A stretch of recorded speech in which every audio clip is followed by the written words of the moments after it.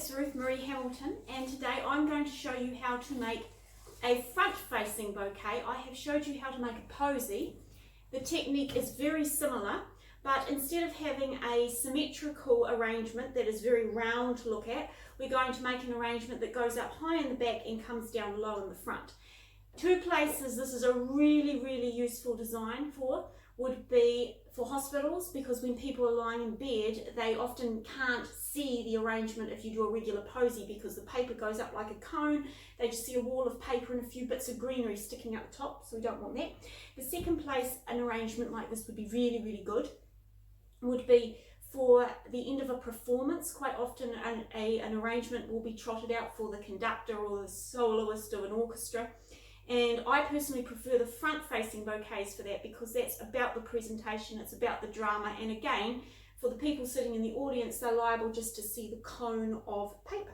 So I am going to show you how to make one of these today. Basically, we're going to make something known as a sheath. It's slightly different from a sheath because the intent of the design is it will stand up in a vase of water, whereas a sheath usually lies down flat if it's a funeral sheath, or if it's a bridal sheath, it's carried like that. So this is slightly different, but if you know how to make a front-facing bouquet, you also know how to make a sheath. There's just a few differences, which I may get into at some point. So you take your longest piece. Our greenery is not all the same size when we're doing a front-facing bouquet. What we're trying to do, we're still using our spiral, but what we're trying to do is we're trying to build up a sort of triangle shape, and you will have to play around with it till it looks nice. I'm not actually the best at front-facing bouquets, so pay attention to my technique, but as far as artistic expression goes, you probably want to go online and have a look at people doing it properly. Okay, so that's looking pretty good. Just when you make an arrangement, make sure it feels secure in your hand, because what can happen is if you don't get it secure, it can be looking really good, and then it can just start to slide around, and you can have all your flowers in, and something can go very lopsided, which is not ideal. So see, yes, I think that's looking pretty good. Now, when we make a front-facing bouquet, there are a couple of rules that change. Generally speaking, we don't like to use the number 1 in an arrangement unless we put it right at the center, because it's very hard to balance. But with a front-facing bouquet, you absolutely can use one flower. I think this is an alstroemeria. You put this, or something like this, right at the top. What you don't ever want to do, and I can't express this strongly enough, is never ever take one of these and put this at the top. This is starting to open, so it's a little bit more explanatory. What I see some florists do when they're fully closed is, because this is very long, they think, oh, that's nice at the back of the arrangement. It really isn't, because it's going to open. The nature of it's going to change. If you want to use a lily in a front-facing bouquet, this needs to go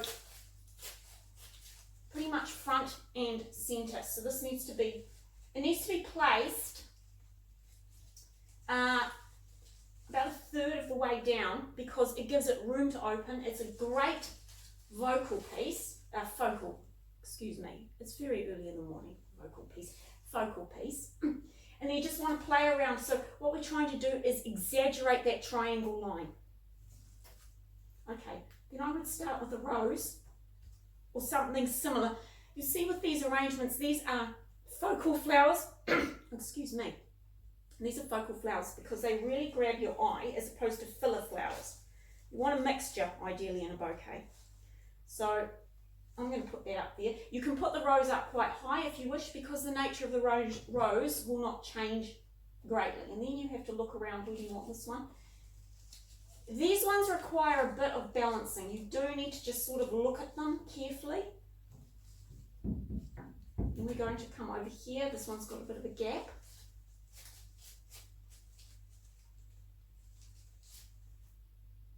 See how lovely that looks? Now we're going to take something called a filler flower. I'm not actually sure what it's really called, because I just got out the garden. But you want it down here, just filling in the gaps. These are not focal flowers, because there are too many flowers on the individual stem. So they're a bit too busy, but they make a great filler, just filling in those gaps. And it's really important to know how to use your filler flowers.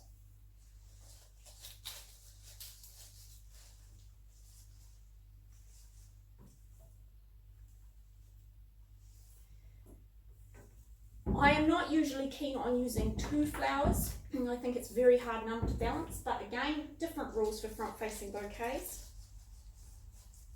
So I'm going to take some of this lovely purple stuff that I found in the garden because pink and purple is just gorgeous. Put that there.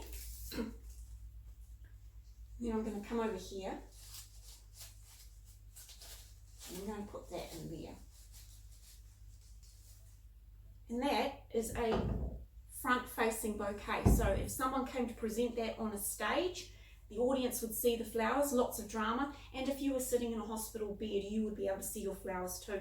So I'm going to come back in a minute and I'm going to show you how to do the wrap for a front-facing bouquet because it is a little bit different. Okay, back soon. In order to wrap a front-facing bouquet, we're going to take a single piece of paper. We're going to take the bottom of it and we're going to flip it up like this. So your piece of paper should look like that.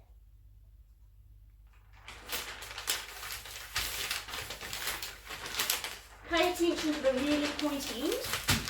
Take your pointy bouquet, line up your pointy end with your pointy end on the paper. Take this piece here, pull it round fairly tightly, you won't damage the flowers. Then take this bit here, pull that over like that. Get your hand, crunch it down. Voila, that is pretty gorgeous actually. So I'm going to tie that off and then we'll come back and I'll show you just a couple more tips. You like those? You like those?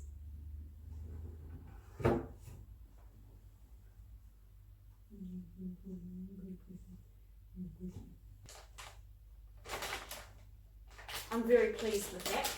So, final tip. Because we have lilies, and I ought to have done this before, it would have been much easier, but I forgot.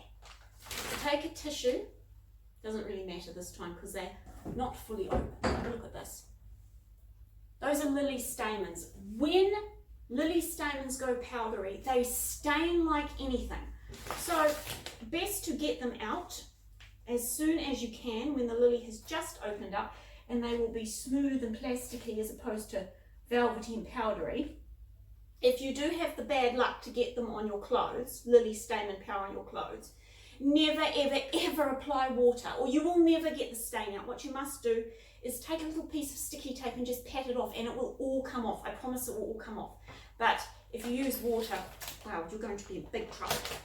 If when you're doing a front wrap, the paper doesn't fit and it's sort of flopping down like that, you can use a stapler to just secure it. I prefer not to. I don't really like using staplers, but that's a good tip. You can do that. And that is another way of arranging flowers, and I think it's absolutely beautiful. So go off, be creative, and remember, if the world turns dark, turn your home into a lamp. Bye-bye.